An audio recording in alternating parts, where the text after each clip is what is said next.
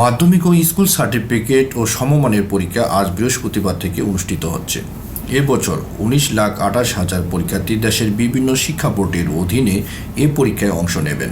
প্রথম দিনে 9টি সাধারণ শিক্ষা বোর্ডের এসএসসির বাংলা আবশ্যিক প্রথম পত্র ও সহজ বাংলা প্রথম পত্র পরীক্ষা অনুষ্ঠিত হচ্ছে।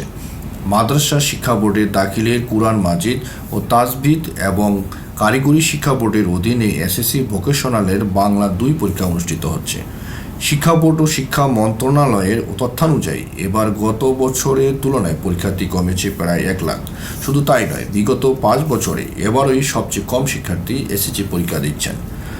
এসএসসি পরীক্ষা সুষ্ঠুভাবে সম্পন্নের নানা পদক্ষেপ নিয়েছে শিক্ষা মন্ত্রণালয় ও শিক্ষা বোর্ড সহ সংশ্লিষ্টরা।